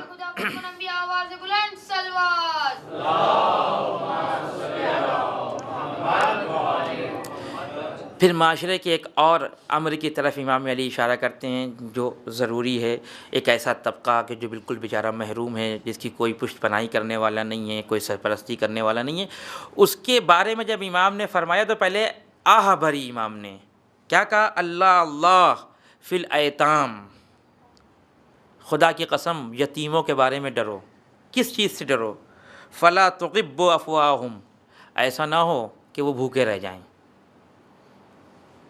اس کے بعد فرماتے ہیں ولا یضیعوا بحضرتکم، اور ایسا نہ ہو کہ تمہاری نگاہوں کے سامنے وہ برباد ہو جائیں. دیکھیں امام بستر مرگ پہ ہیں لیکن یتیموں کا کتنا خیال ہے. 2 بار کا اللہ اللہ. خبردار یتیموں سے بے خبر نہیں رہنا، ان کے سر پہ ہاتھ پھیرنا، ان کا خیال رکھنا. کیوں؟ اس لیے کہ ٹھیک ہے کہ اس کا باپ مر گیا لیکن وہ اسی معاشرے کا جز ہے جس معاشرے میں ہم اور آپ رہ رہے ہیں. اگر اس کو تکلیف ہوتی ہے، ہم یہ سمجھتے ہیں کہ اگر معاشرے میں کسی کو تکلیف ہو رہی تو اس سے ہمارا کوئی تعلق نہیں ہے. اس کی وجہ یہ ہے کہ ایک شعر ہے فارسی کا کہ جو سنا یہ ہے، میں نے دیکھا تو نہیں ہے، کہ یونو کی بلڈنگ پہ بھی لکھا ہوا ہے وہ شعر کہ بنی آدم اعضائے یک دیگرن، یہ انسان ایک دوسرے کا جز ہے. یہ جو جسم ہے ویسے ہی انسان کو تعبیر کیا ہے شاعر نے کہ یہ انسان جیسے جسم کے مختلف جز ہیں، ہاتھ پیر ناک کان ہے، اسی طرح سے یہ انسان ایک پورا جسم ہے. بنی آدم اعضائے یک دیگرن، اگر آپ کے کسی جسم کے کسی حصے کو تکلیف پہنچے، مثلا ہاتھ میں درد ہے آپ کے، تو کیا آپ اطمینان سے کھانا کھا لیں گے؟ نہیں کھائیں گے. پانی پی لیں گے؟ نہیں پئیں گے. کیوں بھائی؟ درد تو ہاتھ میں ہے، پانی پینے سے کیا ربط ہے اس کا؟ اگر آپ کے دانت میں درد ہے تو آپ چل سکیں گے؟ بیٹھ جائیں گے ایک جگہ پہ، کوئی کام نہیں کریں گے. بھئی درد تو دانت میں ہے، یہ ہاتھ اور پیر سے کیا مطلب کا؟ نہیں، تم سمجھے نہیں. یہ پوری باڈی پروردگار نے ایسی بنائی ہے کہ اگر کوئی ایک حصہ متاثر ہو تو اس کا اثر پوری باڈی پہ پڑے. یہی حال امت اسلامیہ کا ہونا چاہیے کہ اگر امت اسلامیہ کے کسی ایک فرد کو نقصان پہنچ رہا ہے، تکلیف ہو رہی ہے، تو اگر سارے لوگ متاثر نہ ہوں تو اس کے مطلب ایک جسم نہیں ہے. اور متاثر نہ ہونے کا مطلب جانتے ہیں کیا آپ؟ اگر آپ کا جسم میں کہیں آپ کے دانت میں، کیونکہ دانت کی تکلیف کی اس لیے مثال دی جاتی ہے کہ ایسا درد کہیں اور ہوتا نہیں ہے، وہ پورے جسم کو متاثر کر دیتا ہے، ہر جگہ تکلیف ہونے لگتی ہے. لیکن جسم کا وہ حصہ جو شل ہے، جس میں خون نہیں دوڑتا، خدا نہ کرے کسی کا ہاتھ اگر شل ہو جائے جس میں جان نہیں ہوتی تو پھر اس کو کوئی فرق نہیں پڑتا. پورے جسم میں درد ہو جائے، پورا جسم ختم ہو جائے، وہ اپنی جگہ پہ بیٹھا ہوا ہے، وہ پلٹ کے کچھ پوچھے گا بھی نہیں کہ کیا ہوا. کیوں؟ اس لیے کہ اس میں جان نہیں ہے. جسم کو تکلیف پہنچتی رہے، وہ چپ چاپ بیٹھا ہوا ہے، ہم سے مطلب نہیں ہے. کیوں؟ اس لیے کہ ہمارے پاس جان ہوتی تو ہم سے مطلب ہوتا. اگر عالم اسلام میں مسلمان کے اوپر کہیں مصیبت آ رہی ہے اور ہم خاموش بیٹھے ہیں، ہمارے اندر کوئی حرکت نہیں ہو رہی، تو سمجھنا چاہیے کہ ہم مردہ ہیں. ہم جسم کا وہ حصہ ہیں جو شل ہو گیا ہے، ہم جسم کا وہ حصہ ہیں جس میں خون نہیں دوڑ رہا ہے. اس لیے کہ یہ نہیں ہو سکتا کہ حیات ہو، زندگی ہو اور اس کے بعد درد محسوس نہ ہو رہا ہو. امام خمینی کی زندگی کو دیکھیں، کہیں بھی، ایران نہیں، کہیں بھی کوئی تکلیف ہوتی ہے کسی کو، امام خمینی تڑپ جاتے ہیں اور کہتے ہیں دنیا میں کہیں بھی مظلوم ہوں گے ہم ان کی حمایت کریں گے. کیوں؟ یہ ایک زندہ انسان کی نشانی ہے. لیکن چادر اوڑھ کے اپنے گھروں میں سو جانا، ٹی وی بند کر دینا، میڈیا کو بند کر دینا تاکہ ہمارے کانوں تک خبر ہی نہ پہنچے کہ مسلمان کے ساتھ کیا ہو رہا ہے، یتیم کے ساتھ کیا ہو رہا ہے. یہ آپ ٹی وی اور ٹیلی ویژن اور میڈیا کو نہیں بند کر رہے ہیں، یہ آپ بتانا چاہ رہے ہیں کہ ہم مر گئے، ہم مردہ ہیں، ہم سے کوئی بات نہ کریے. دیکھیں مردوں سے کوئی بات نہیں کرتا ہے، ہمیشہ زندوں سے بات ہوتی ہے. لہذا امام کہنے کہ ایسا نہ ہو کہ تمہاری موجودگی میں یہ یتیم بیچارہ جس کے سر سے باپ کا سایہ اٹھ گیا ہے وہ مر جائے، وہ تباہ ہو جائے، وہ بھوک کی وجہ سے مر جائے. کتنے واقعے ایسے ہیں ہندوستان میں ہیں، دنیا افریقہ میں آپ چلے جائیں واقعی یہ شرم آور بات ہے، اس دنیا میں اگر کوئی بھوک سے مر جائے، شرم آور بات ہے۔ یہ جو امریکہ کہتا ہے کہ ہم حقوق انسانی کی حفاظت کرتے ہیں، یہ ہر سال لاکھوں ٹن گیہوں سمندر میں بہا دیتا ہے۔ کیوں بہا دیتا ہے؟ اس لیے کہ اگر یہ گیہوں بازار میں آ گیا تو گیہوں کا دام کم ہو جائے گا۔ دام کو اونچا رکھنے کے لیے کہ لوگوں تک بڑی مشکل سے پہنچے، یہ دریا میں گرا دیتے ہیں۔ اس کے بعد بھی ہندوستانیوں سے کہتے ہیں کہ یہ جو دنیا میں کھانے کی کمی آئی ہے ہندوستانیوں کی وجہ سے۔ سنا تھا آپ نے نا کہ یہ ساری دنیا 2 وقت کھاتی، یہ 4 وقت کھاتے ہیں، کہ یہ ناشتہ بھی کرتے ہیں، کھانا بھی کھاتے ہیں، اور رات کا کھانا بھی 5 بجے پھر ناشتہ کرتے ہیں۔ اب وہ جو ہزاروں لاکھ اربوں ٹن ہر سال گیہوں چاول، وہ چیز جو زیادہ ہو جاتی ہے، یہ کہ غریبوں تک پہنچ جائے، غریبوں تک نہیں پہنچتی، وہ دریا کے حوالے کر دیے، سمندر کے حوالے کر دیے، مچھلیوں کو کھلا دیتے ہیں کہ کھا لیں، ان کے لیے بھی زیادہ ہو جاتی ہے، لیکن انسانوں تک نہ پہنچی۔ یہ واقعاً شرم آور بات ہے۔ امام علی کی سیرت کو اٹھا کے دیکھیں، جو یتیموں کا خیال کیوں کہا امام نے اتنا حسرت بھر کے اللہ اللہ؟ اس لیے کہ امام علی سمجھ رہے ہیں اب میں جا رہا ہوں، جب تک میں کوفے میں تھا، رات ہوتی تھی، سارے کاموں سے فارغ ہونے کے بعد رسول کا یہ خلیفہ اپنے کندھے پہ روٹی کی بوریاں اور آٹے کی بوریاں رکھ کے ایک ایک یتیم کے گھر پہ جا کے کھانا پہنچاتا تھا۔ یہ واقعات تو بھرے پڑے ہیں، اور اس انداز میں پہنچاتا تھا کہ ان یتیموں کو نہیں معلوم تھا جو کھانا پہنچا رہا ہے، روٹیاں پہنچا رہا ہے، وہ ہے کون۔ منع کیا ہے اسلام نے۔ امام کے پاس ایک شخص ان کا چاہنے والا آیا، مانگنے کے لیے مجبور ہو گیا، تو جب وہ اپنی چاہت بیان کرنا چاہ رہا تھا تو امام نے چراغ خاموش کر دیا۔ یہ واقعہ اس واقعے سے الگ جو اس دن بیان کیا تھا۔ پھر بتایا امام نے کیوں بنیا، کہا کہ میں نے اس لیے خاموش کر دیا تاکہ مانگتے وقت جو اس کے چہرے پہ شرمندگی ہے وہ مجھے محسوس نہ ہونے پائے، مجھے محسوس نہ ہونے پائے شرمندگی، ایسا نہ ہو کہ وہ شرمندہ ہو جائے۔ لہذا کیا کہا گیا کہ اگر کسی کے ساتھ انفاق کرنا ہے تو ایک ہاتھ کو دو تو دوسرے ہاتھ کو پتہ نہ چلے۔ امام علی اب جا رہے ہیں، یتیموں کی فکر ہے کہ اب یتیموں کے ساتھ کیا ہوگا، لہذا فوراً وصیت کی، خبردار جو کہ یہ بھوکے نہیں رہیں، ان کا خیال رکھنا۔ اگر سیرت پہ چلنا ہے، اگر ایک واقعاً اسلامی معاشرہ بنانا ہے، ایک اسلامی سوسائٹی، نام نہیں رکھیں خالی، عملی طور پہ اگر ایک اسلامی سوسائٹی بنانا ہے تو اس میں یہ چھوٹے چھوٹے جو حقوق بیان کیے ہیں، ہدیے کے جانوروں کے حقوق بیان کیے امام علی نے کہ خبردار جانوروں کے منہ پہ نہیں مارنا، اگر کبھی مارنا پڑ جائے، وہ سرکش ہو جائیں، آگے نہیں بڑھ رہے ہیں، تو ان کے منہ پہ نہیں مارنا کیونکہ تکلیف ہوتی ہے۔ اگر ایک جانور کو ذبح کر رہے ہو تو دوسرے جانور کو وہاں پہ کھڑا نہ کرو، اگر جانور کو ذبح کرنا چاہتے ہو تو پہلے اس کو پانی پلاؤ۔ یہ تعلیمات اسلام کے حقوق کے حوالے سے جو امام وصیت میں عرض کر رہے ہیں، لیکن یہ حقوق بیان نہیں ہوتے ہیں۔ لیکن جہاں جس معاشرے میں اسلامی حقوق رائج ہوں گے، اس کا ایک سب سے بڑا فائدہ یہ ہوگا کہ پروردگار کی برکتیں نازل ہوتی ہیں۔ آپ کر کے دیکھ لیں اپنی سوسائٹی میں، چھوٹی سی سوسائٹی، اس علاقے میں یہ طے کر لیں کہ ہم تمام حقوق اسلامی کی رعایت کریں گے، چاہے اپنا ہو چاہے غیر ہو، کوئی فرق نہیں کرتا ہے، پھر دیکھیں کیسی برکتیں نازل ہوتی ہیں۔ یہ جو ہم پریشان رہتے ہیں، مشکلوں میں گرفتار ہیں، اس کی وجہ یہی ہے کہ ہم نے وہ سوسائٹی نہیں بنائی ہے۔ کوئی اصل ہندوستان میں تو مشکل یہی کہ قانون پہ عمل کرنا ہی بے وقوفی ہے، سمجھتے ہیں، ہنستے بھی ہیں، جب تک جبر نہ آ جائے۔ اگر کوئی آزادی سے اپنی مرضی سے قانون پہ عمل کر بجلی کا بل جمع کرنے جا رہا ہے تو آدمی کہتا ہے بے وقوف ہے، جب کوئی پوچھنے والا نہیں تو آپ بجلی کا بل کیوں جمع کر رہے ہیں؟ لیکن ایسا نہیں ہے۔ قانون شکنی اصلاً اسلام نے پہلے مرحلے پہ روک لیا۔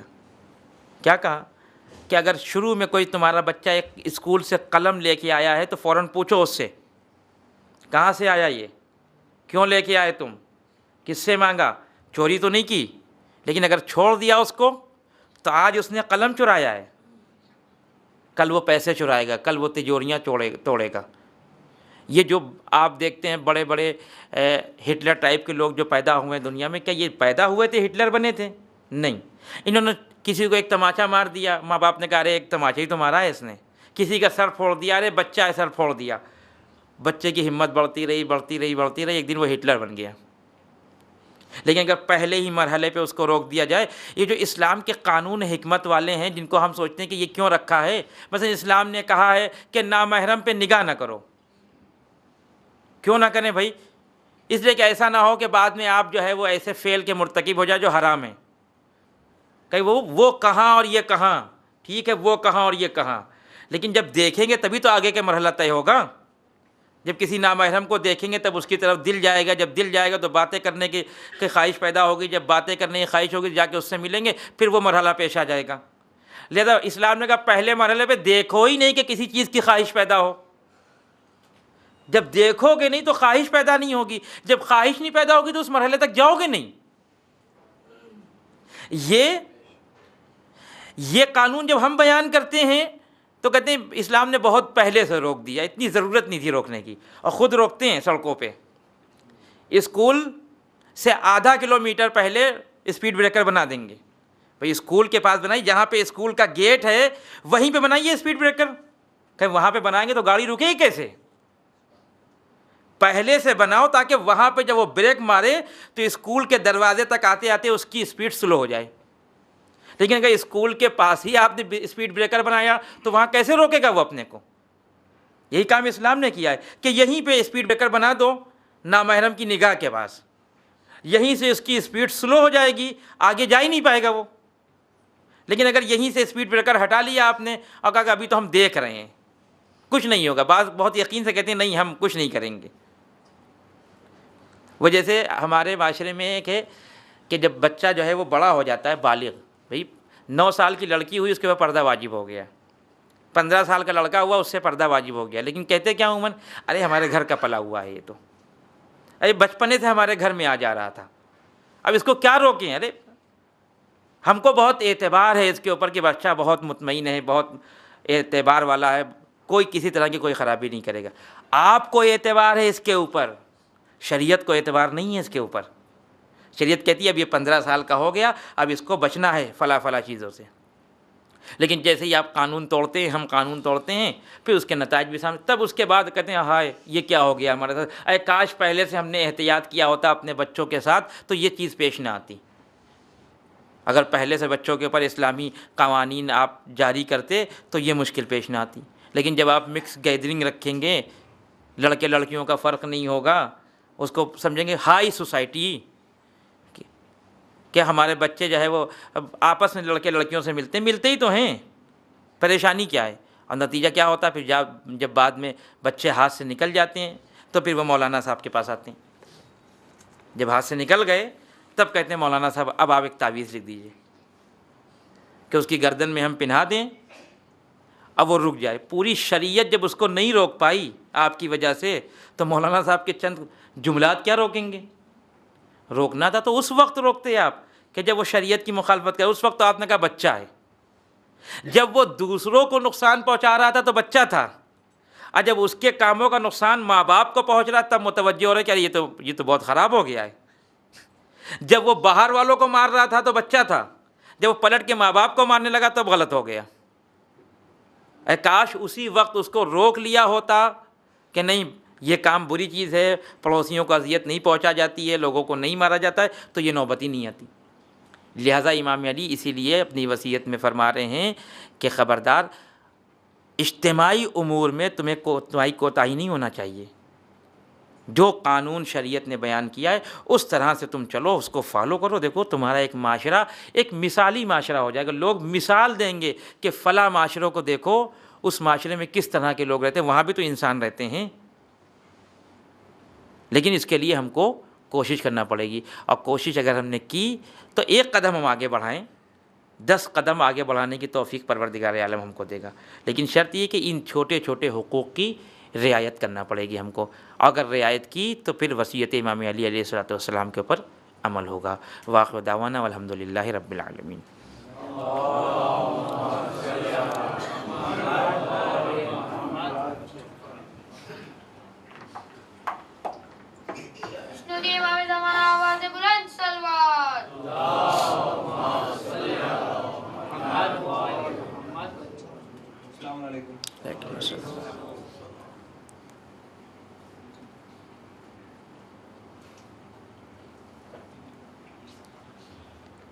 اگر سوال ہے کہ جیسے کہ روایتوں میں ہے کہ ماہ رمضان میں شیطان زنجیروں میں جکڑ دیا جاتا ہے. جب شیطان بند جاتا ہے تو پھر دنیا میں گناہ کیوں دیکھنے میں ملتا ہے اور لوگوں کو کون بہکاتا ہے؟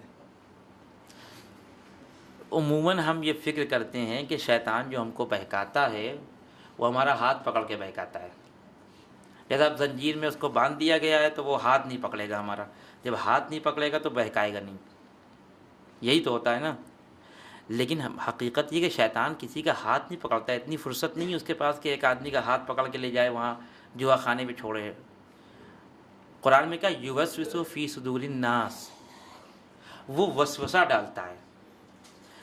ایسا نہیں ہے کہ اب ہم سوچیں کہ شیطان کو ماہ رمضان میں بند کر دیا گیا ہے تو وہ والا شیطان تو بند ہو گیا ہے. وہ جو ہمارے اندر شیطان ہے اس کا کیا کریں گے آپ؟ اندر والے شیطان کیا کریں گے؟ وہ والے شیطان سے تو مطمئن ہوگا چلیے نہیں بہکائے گا. لیکن ایک شیطان ہمارے اندر بیٹھا جو پورے سال بیٹھا رہتا ہے، جس کو خواہشات نفسانی کہتے ہیں. اگر خدا بند کریم اس شیطان کو ہٹا بھی لے تو اس شیطان کا کیا ہوگا؟ مشکل جو ہے وہ اس شیطان سے زیادہ اس شیطان کی ہے جو ہمارے اندر بیٹھا ہوا ہے، جس کو دیکھا نہیں جا سکتا ہے، جس کو سمجھا جا سکتا ہے.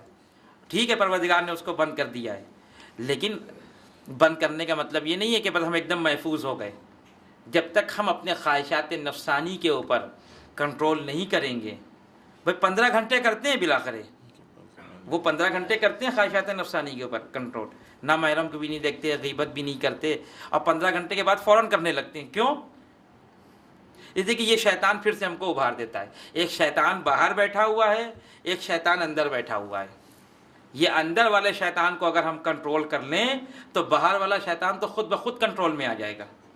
جنہوں نے اندر والے شیطان کو کنٹرول کیا ہوا ہے، باہر والا شیطان ان کا کچھ نہیں بگاڑ پاتا. پاس میں بیٹھا بھی ہو تو کچھ نہیں کر سکتا. اصل مشکل ہماری اندر سے ہے، ہمارا نفس، کیونکہ سال بھر تو ہم اسی میں مبتلا رہتے ہیں. تو اب چاہتے ہیں کہ ایک مہینے میں بالکل سے پاک و پاکیزہ ہو جائیں. یہ کیسے ہو سکتا ہے؟ سال بھر انسان نہ پڑھے اور ایک مہینے میں چاہ کے سب پڑھ لے تو جو کچھ پڑھے گا وہ بھی غلط پڑھے گا. یہ روایات جو خواہشات نفسانی کے سلسلے میں آئی ہیں ان کو آپ غور سے پڑھیں تو سمجھ میں آئے گا کہ یہ اندر سے جو ہے وہ ہمیں خطرہ زیادہ ہے باہر کے بنسبت. شیطان بند ہو کوئی مشکل نہیں ہے، لیکن اندر انسان اپنے کو محفوظ رکھے. شکریہ آغا. دوسرا سوال ہے، تقوی حاصل کرنے کے بعد زمانے کے ساتھ چلنا مشکل ہے اور سماج میں پچھڑے سمجھے جائیں گے، تو ایسے میں ہم تقوی کیسے حاصل کر سکتے ہیں؟ آپ مجھے یہ بتائیں کہ تقوی حاصل کرنے کا طریقہ ایک یہ ہے کہ آپ دوسروں کے حقوق کی رعایت کریں. حقوق کی رعایت کریں گے تو تقوی حاصل ہوگا. آپ ایک غیر مسلم ہے اس کا احترام کر رہے ہیں تو تقوی آیا کہ نہیں آیا؟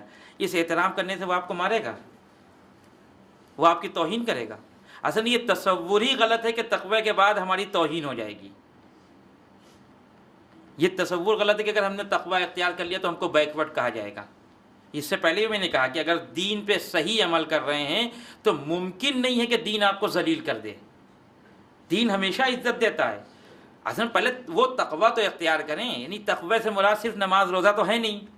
تقوی سے مراد یہ بھی کہ جو حقوق اسلام نے بیان کیے ہیں دوسروں کے اور اپنے اب گھر والوں کے اور محلے والوں کے، شہر والوں کے، انسانوں کے، حیوانوں کے، درختوں کے، وہ سب انجام دے کے دیکھیں. کون کہے گا کہ آپ جو ہے وہ بیکورڈ ہیں؟ ہر آدمی تعریف کرے گا یہ انسان تو اپنے حساب سے تو ہر چیز کے اوپر عمل کر رہا ہے. یہ ایک غلط تصور ہے کہ تقوی آ جانے کے بعد انسان جو ہے وہ زمانے کے ساتھ نہیں چل سکتا. اتفاق سے تقوی آنے کے بعد ہی زمانے کے ساتھ چلے گا وہ، کیونکہ تقوی آنے کے بعد اس کے پاس ہر چیز کا راہ حل موجود ہے. کوئی مشکل نہیں اس کے پاس. تقوی نہیں ہوگا تو کبھی ادھر بھاگے گا کبھی ادھر بھاگے گا. تقوی ہوگا تو ایک ٹریک بنا ہوا ہے، اسی ٹریک پہ اس کو چلنا ہے. دین بتاتا چلا جا رہا ہے کہ یہاں پہ آپ کو یہ کرنا ہے، یہاں پہ یہ کرنا ہے، یہاں پہ یہ کرنا ہے. لیکن جیسے ہی اس ٹریک سے ہٹے پھر پریشان ہو جائیں گے کدھر جائیں. یہ تصور بالکل غلط ہے. شکریہ. اگلا سوال ہے، کیا ماہ رمضان میں تقوی پر زیادہ عمل کرنا ہے اور بعد میں عید کے دن اس میں چھوٹ ہو جائے گی؟ عموماً جو ہے وہ تصور یہی ہے کہ عید ایک ایسا دن ہے کہ جس میں جو چاہے کرو. ابھی تک رکے ہوئے تھے، مشکل تھی، پھنسے ہوئے تھے، बंधे हुए, जैसे शैतान बंधा हुआ था वैसे ही हम 1 महीना बंधे हुए थे कि भाई कुछ कर नहीं सकते वो। अब ईद आई है तो अब जो समझ में आए वो करो। जबकि इमाम अली नजीबुल्लाह खान फरमाते हैं कि कौन सा दिन ईद है इंसान का, जिस दिन वो खुदा की मासियत ना करे। तब तो वो, अब तो 30 दिन की हमको इंतज़ार करने की ज़रूरत ही नहीं है कि 30 दिन का रोज़ा रख लें, उसके बाद जो 31वां दिन या 30वां दिन आएगा वो ईद होगा। अगर आज 24 घंटे में हमने कोई गुनाह नहीं किया तो नया कपड़ा पहन लीजिए आप। अगर ईद में यानी नया कपड़ा पहनने का नाम है, ईद गले मिलने का नाम है, तो सबसे गले मिलिए, वाकई गले मिलिए और ये कहिए कि आज मेरा 24 घंटा ऐसा गुजरा कि मैंने कोई गुनाह नहीं किया। इमाम फरमाते हैं कि नहीं, जिस दिन तुम गुनाह नहीं करोगे उस दिन ईद है। अब उसमें कोई फ़र्क नहीं है, कोई 365 दिन, बल्कि क्या जितने दिन तक आप दुनिया में ज़िंदा हैं, किसी एक दिन में परवरदिगार ने आपको इस बात की छूट नहीं दी कि जो समझ में आए वो करो। ज़िंदगी के हर मरहले में आपको वो काम करना है जो शरीयत और दीन कह रही है और जो परवरदिगार कह रहा है। वो तसव्वुर बिल्कुल गलत है कि ईद के दिन हम जो चाहे कर लें। हालांकि करते हैं, चाहे जितना कहा जाए, लेकिन करते हैं, लेकिन वो शरीयत के हिसाब से बिल्कुल भी सही नहीं है। शुक्रिया आगा। आगा सवाल है, इस्लाम में इकोनॉमिक सिस्टम का क्या तसव्वुर है, यानी इनकम और खर्च को कैसे मुनज़्ज़म करें? देखिए, इस सिलसिले में रवायात आगा रह शहरी की किताब है मीज़ानुल हिकमा, उसका उर्दू में भी तर्जुमा हो चुका है। उसमें इस तरह की रवायात नक़ल की गई हैं और तरीक़ा बताया गया है कि अपने इक़्तिसाद को, अपने मालियात को कैसे दुरुस्त किया जाए। रवायात आई हैं कि गरीबी से भागो, दूर भागो फ़क्र से। क्यों? इसलिए कि फ़क्र तुमको कुफ्र की दहलीज़ पर ले जाके खड़ा कर देता है। वो कैसे खड़ा कर देता है?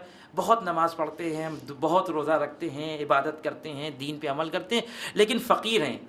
किसी ऐसे आदमी के ऊपर निगाह पड़ी जो दीन के ऊपर अमल नहीं करता और बहुत पैसे वाला है, फ़ौरन एतराज़ करते हैं, परवरदिगार को देखिए, हम इतनी उसकी इताअत करते हैं, हमको कुछ नहीं दिया और इसको बेदीन को सब कुछ दे दिया।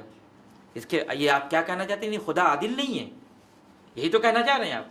लिहाजा मासूमी ने कहा कि फ़क्र से भागो, जैसे शैतान से भागते वैसे फ़क्र से भागो। अच्छी चीज़ नहीं है, पैसे कमाओ, लेकिन वो रास्ता जब पैसे कमाने लगो तो 2 बात का ख्याल रखो। एक बात का ख्याल ये कि जहाँ से पैसा आ रहा है वो सही आ रहा हो और जहाँ खर्च हो रहा हो वो सही खर्च हो रहा हो। उसके बाद जितना कमाना हो कमाओ, कोई मना नहीं है।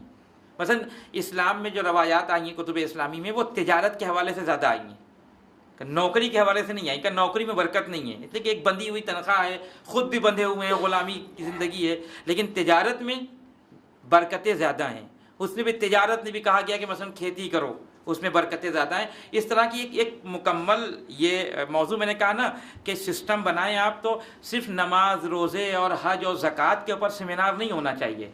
आप ऐसे स्पेशलिस्ट अफराद को बुला के लाएं जो इस्लामी इक़्तिसादी निज़ाम आपके बच्चों को बताए। ये भी एक सेमिनार इस पर भी होना चाहिए कि हम किस तरह तिजारत करें इस्लामी लिहाज से, किस तरह पैसे खर्च करें। ऐसा ना हो कि आमदनी है 5,000 रुपये, खर्च हो रहे 7,000 रुपये, हमेशा सबके आगे हाथ फैला हुआ है। जितनी आमदनी हो उससे कम खर्च हो ताकि किसी के आगे हाथ ना फैले। हम इसको दीन का जुज़ नहीं समझते पैसा कमाने को, जबकि रवायात और ऐसे किताबें, मरहूम शहीद सदर ने किताब लिखी है बाकायदा इक़्तिसादुना, ऐसी ज़बरदस्त किताब लिखी है इक़्तिसादुना कि जिसकी वजह से उनकी जान ख़तरे में पड़ गई। असल जिस वक्त लिखी है उस वक्त आदमी यकीन ही नहीं कर रहा था कि कोई मौलाना साहब ये लिखेंगे, ठीक है। वो समझते थे मौलाना साहब का काम है नमाज रोज़ा बयान करना, लेकिन शहीद सदर ने एक नई फ़िक्र दी कि इस्लाम फ़कत नमाज रोज़े का नाम नहीं है, इस्लाम के अंदर इक़्तिसादी निज़ाम और एक ज़बरदस्त इक़्तिसादी निज़ाम है कि अगर पूरी दुनिया के अंदर ये निज़ाम हाकिम हो जाए तो अभी जो दुनिया के अंदर परेशानी आ रही है इक़्तिसादी, ये सारी की सारी परेशानियाँ ख़त्म जाएंगी। लेकिन अगर अभी आप हमसे चाहें कि मैं सब बयान कर दूँ तो ये मुमकिन नहीं। इसके लिए आप एक वक्त रखें, उलमा मौजूद हैं आपके शहर में, आपके मोहल्ले में, उनसे आप कहें कि वो रवायात निकाल के लाएँ और आपको बयान करें, उससे वो मतालिब बयान हो जिससे आपकी इनकम भी बढ़े और सही तरीके से आप जो है उस रास्ते की तरफ आगे बढ़ें। बहुत बहुत शुक्रिया आगा।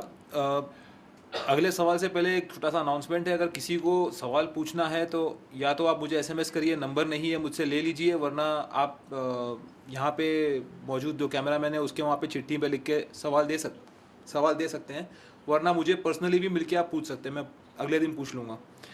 अगला सवाल है, कौम को मुनज़्ज़म करने के लिए बेसिक ज़रूरत क्या है? सबसे बेसिक ज़रूरत तो इस वक्त जो है इत्तेहाद है। یعنی ایک پلیٹ فارم کے اوپر لانا. اور اس اتحاد کے لیے ضروری ہے کہ جو ہمارے چھوٹے چھوٹے جھگڑے ہیں، ہو سکتا ہے ہمارے ذاتی جھگڑے ہوں یا بہت اہم نہیں ہیں، ان کو کچھ دیر کے لیے ہم دبا دیں، اور وہ جو ہماری بڑی بڑی ضرورتیں ہیں اس کی خاطر ہم ایک پلیٹ فارم پہ آ کے کھڑے ہو جائیں. ہو سکتا ہے کہ ہمارے نظریات آپ سے نہ ملتے ہوں، لیکن کچھ دیر کے لیے ہم اپنے نظریات کو دبا لیں اور آپ سے آ کے گلے مل جائیں، اور جو کام آپ کر رہے ہیں اس میں ہم آپ کا تعاون کریں. پہلے چھوٹے چھوٹی یہ باتیں جو جھگڑے ہیں ان کو ختم کر کے ایک پلیٹ فارم پہ آئیں. جب ایک پلیٹ فارم پہ آئیں گے، جب متحد ہو جائیں گے، تو خود دیکھیے گا آپ کہ آپ خود کہیں گے جب اگر ہماری فکر ان کو پسند نہیں ہے تو ہم اپنی فکر کیوں ان کے اوپر تھوپیں.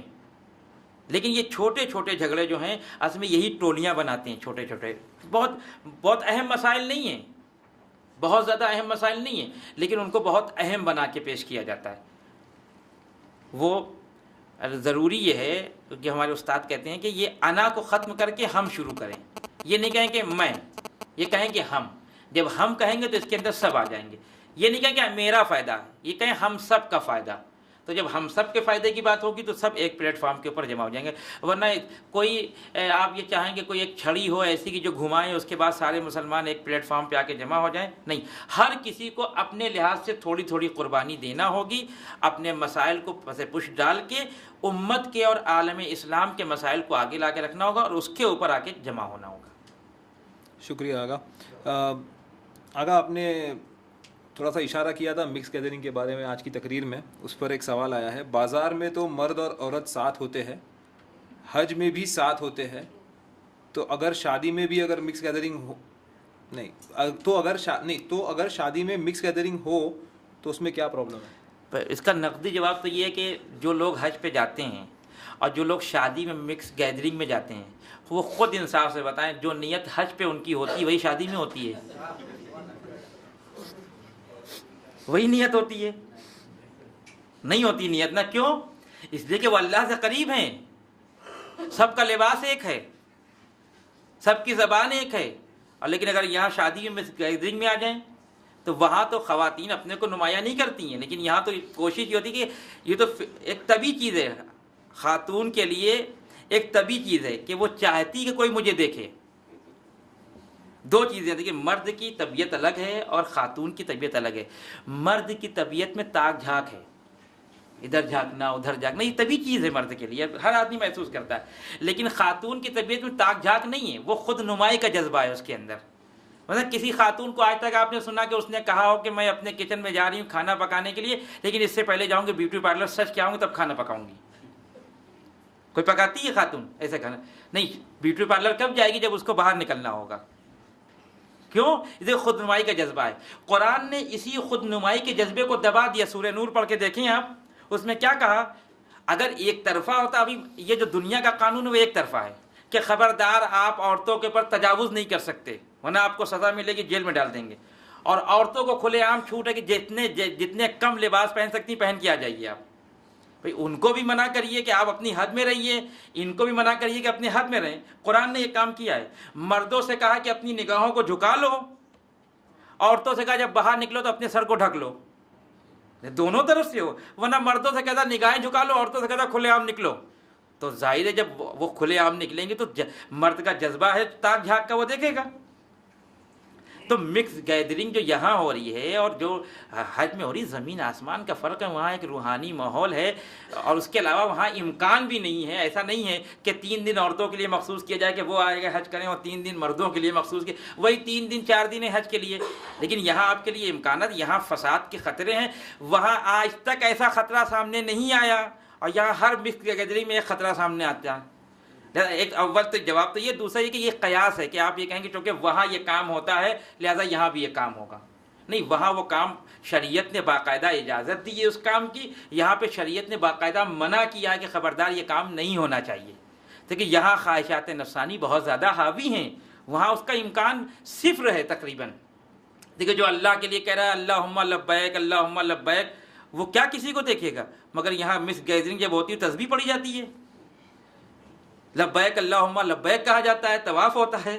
نہیں، یہاں تو ہوتے ہی خرافات ہے. تو یہاں تو یہ سب امکانی نہیں ہے. اور اس مس گیدرنگ کی آپ حالت دیکھ رہے ہیں کہ جو بچے اور لڑکیاں جس طرح سے گمراہ ہو رہے ہیں، اور بعد میں پھر ماں باپ پریشان ہوتے ہیں، جب شادی کا مسئلہ آتا ہے تو پھر پریشان اب کس سے کریں، یہ مسائل پیش آ گئے۔ لہٰذا کسی صورت سے بھی اسلام نے اس چیز کی اجازت نہیں دی ہے۔ آگا آج کا آخری سوال، تاریخ میں کئی مظلوموں کا ذکر ہے کہ جہاں ظلم ہوا ہے، اور اس میں خاص انہوں نے لمبا سوال ہے، اس میں لکھا ہے کہ یہودیوں پر ہٹلر کا ظلم وغیرہ، تو پھر ہم لوگ صرف قدس ڈے تو مناتے ہیں اور دوسرے ظلموں کو اتنا زیادہ یاد نہیں کرتے ہیں۔ یہ جو ہے یہودیوں کے ظلم کی بات کہی ہے کہ ہٹلر نے یہودیوں کے اوپر ظلم کیا، یہ اول تو یہ ثابت نہیں ہے، یہ تو یہودیوں نے اپنی مظلومیت کو بڑھانے کے لیے کہا کہ ہٹلر نے یہ ظلم کیا ہے۔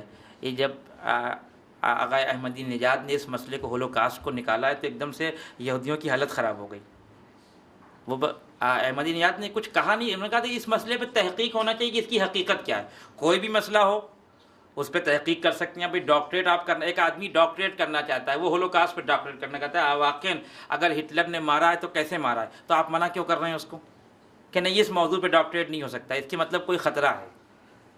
حقیقت میں اگر کسی یہودی کے اوپر ظلم ہو رہا ہے تو بولنا پڑے گا۔ میں نے کل کہا، امام علی نے وہ بلا کے کہا، ڈاٹا بھی اپنے لوگوں کو کہ تمہاری موجودگی میں ایک یہودی عورت کے پیر سے اس کا زیور چھین لیا گیا، تو یہ تو کہنے کی بات نہیں، لیکن حقیقت ہے کہ ظلم ہے یا افسانہ ہے۔ ہٹلر نے ظلم کیا ہے کہ واقعی یہ یہودیوں نے، کیونکہ یہودی ہمیشہ وہ کام کرتے ہیں جس سے مظلوم نظر آئیں۔ ابھی آپ ان کے چینل کو اٹھا کے دیکھیں تو وہ لگے گا کہ سب سارا ظلم فلسطینی کر رہے ہیں، یعنی یہ بیچارے ہاتھ باندھ کے بیٹھے ہیں، وہ یہ کچھ کر ہی نہیں رہے ہیں۔ جبکہ واقعاً صحیح ٹی وی دیکھیں آپ جس کے پاس صحیح خبریں آتی ہیں تو آپ کو رونا آ جائے گا کہ جس طرح سے یہ ظلم کر رہے ہیں۔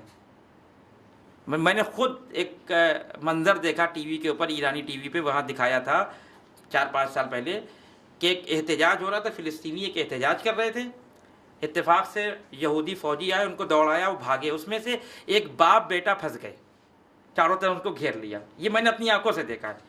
تقریباً 17-18 سال کا لڑکا ہوگا اور اس کا باپ تھا، وہ دونوں ہاتھ اٹھا کے کہہ رہے ہیں کہ ہم نے سلنڈر کیا، لیکن پہلے اسی باپ کے سامنے اس کے جوان بیٹے کو مارا گولی، جوان بیٹا اس کے باپ کی آغوش میں مرا، اور اس کے بعد اس باپ کو بھی گولی مار دی۔